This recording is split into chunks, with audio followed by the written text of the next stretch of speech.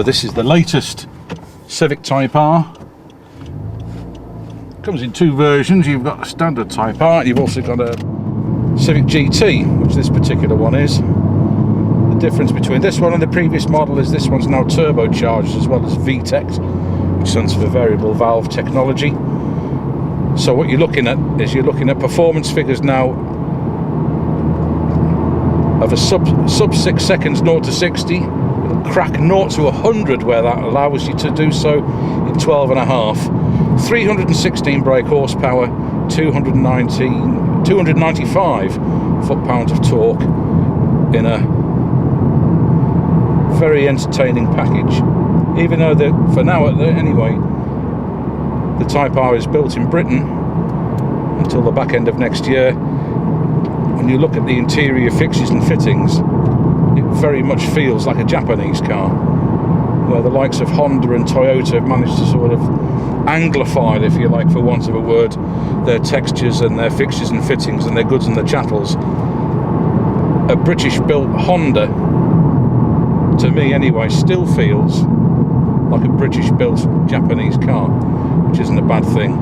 It's bound to be so reliable.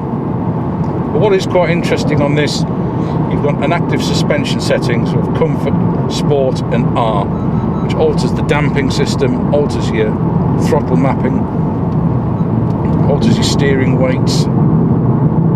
But off the boil it's as docile as a kitten.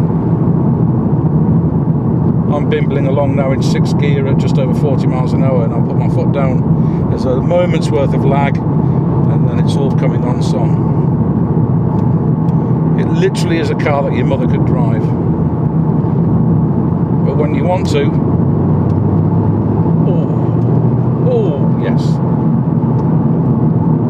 that is just what it's all about.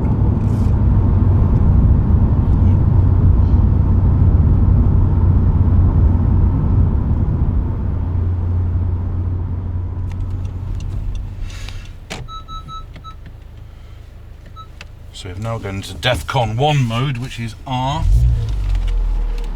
What it actually does, it remaps your throttle body, remaps your throttle settings, your suspension. This is where it gets interesting.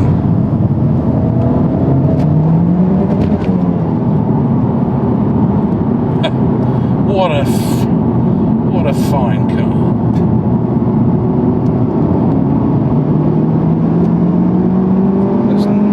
Very little torque steer as well.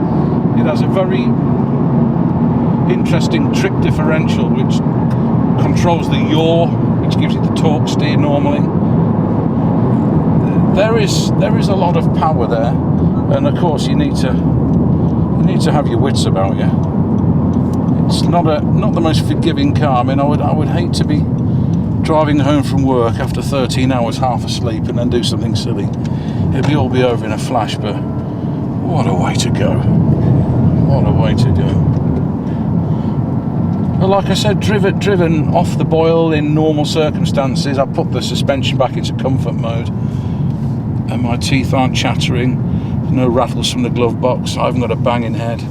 Even takes this speed hump with a fair bit of aplomb. It's just nice. The only thing I find is it all seems just a little bit fussy inside.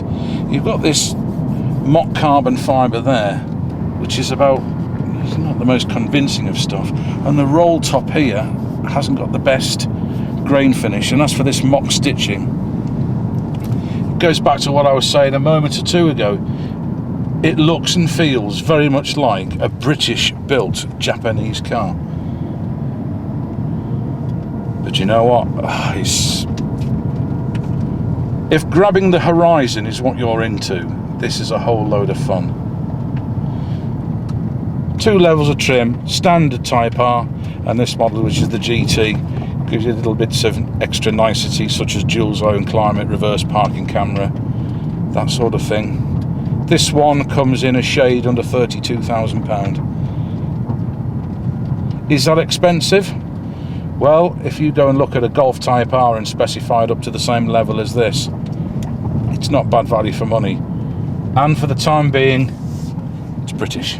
Or at least it's built in Britain anyway. It's a good car.